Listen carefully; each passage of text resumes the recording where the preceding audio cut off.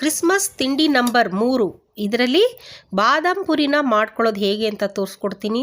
ಸಖತ್ತಾಗಿರುತ್ತೆ, ಬಾಯಿಲಿಟ್ರೆ ಹಾಗೆ ಕರ್ಗೋಗ್ತಾ ಇರುತ್ತೆ. ಒಳಗಡೆ ನೋಡಿ ಪದರವಾಗಿರುತ್ತೆ. ಖಂಡಿತ ಈ ರೆಸಿಪಿನ ಟ್ರೈ ಮಾಡಿ ನೋಡಿ ನೀವು.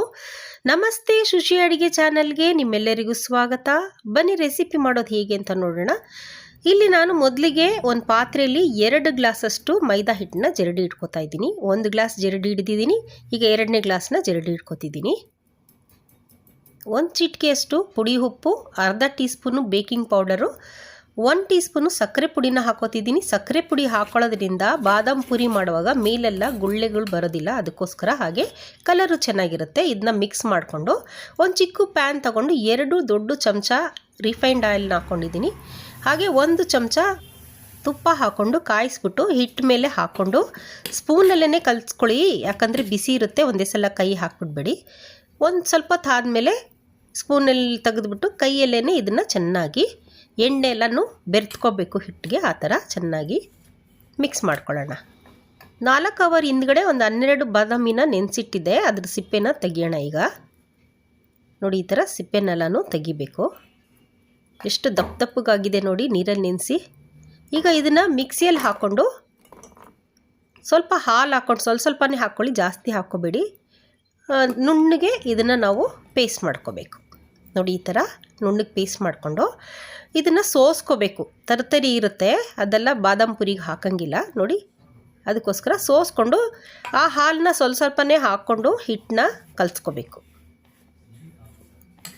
ನೋಡಿ, ಈ ಥರ ನಾನು ಸ್ವಲ್ಪನೇ ಬಾದಾಮಿ ಹಾಲನ್ನ ಮಾಡ್ಕೊಂಡಿದ್ನಲ್ಲ ಅದನ್ನು ಹಾಕ್ಕೊಂಡಿದ್ದೀನಿ. ಅದಾಗೋದ್ಮೇಲೆ ನಾವು ಹಾಲನ್ನ ಹಾಕ್ಕೊಂಡು ಕಲಿಸ್ಕೋಬೋದು, ಬೇಡ ಅಂತಂದರೆ ನೀರು ಹಾಕ್ಕೊಂಡು ಕಲಿಸ್ಕೋಬೋದು.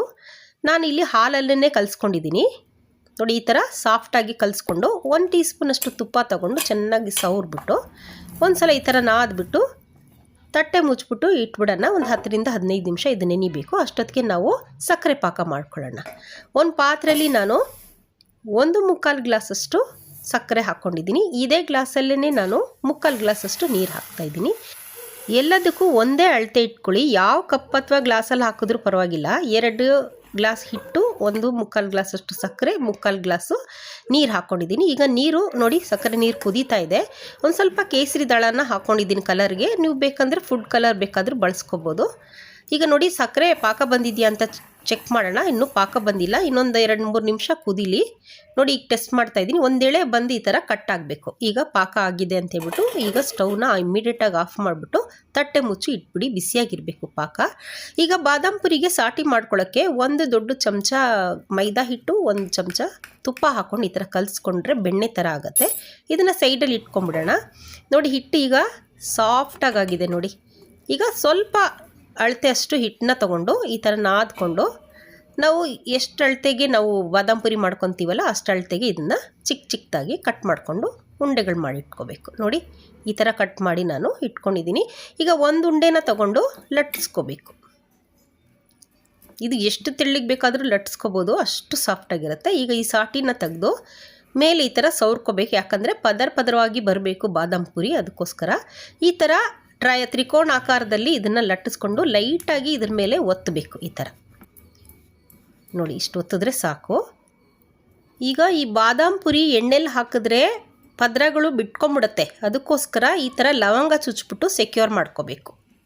ನೋಡಿ, ಇನ್ನೊಂದು ಪೂರಿನ ಯಾವ ಥರ ಲಟ್ಟಿಸ್ಬಿಟ್ಟು ಮಡ್ಚ್ಕೋಬೇಕು ಅಂತ ತೋರಿಸ್ತಾ ಇದ್ದೀನಿ. ಈ ಥರ ಲಟ್ಟಿಸಿದ ಮೇಲೆ ಸಾಟಿನ ಸವರ್ಬಿಟ್ಟು ಈ ಥರ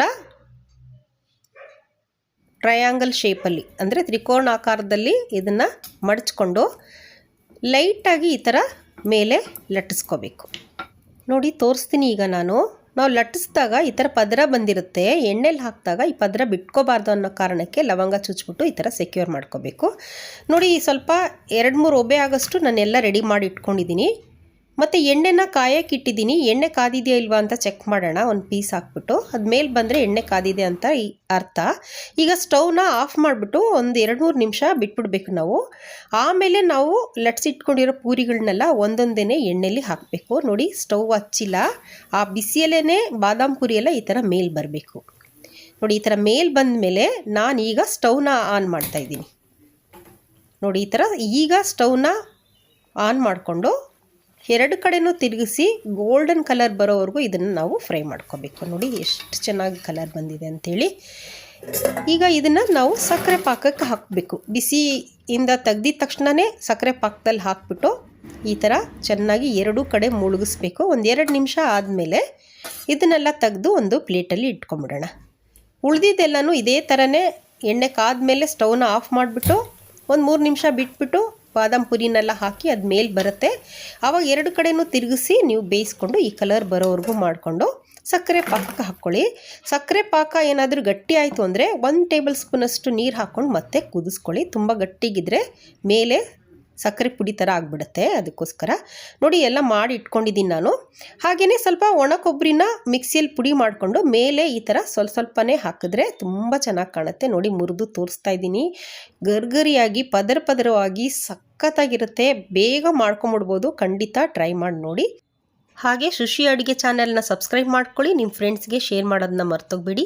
ವಿಡಿಯೋನ ಕೊನೆವರೆಗೂ ನೋಡಿದ್ದಕ್ಕೆ ನಿಮ್ಮೆಲ್ಲರಿಗೂ ಧನ್ಯವಾದಗಳು. ನೆಕ್ಸ್ಟ್ ರೆಸಿಪಿ ಜೊತೆ ಸಿಗ್ತೀನಿ. ಅಲ್ಲಿವರೆಗೂ ಟೇಕ್ ಕೇರ್. ಬಾಯ್.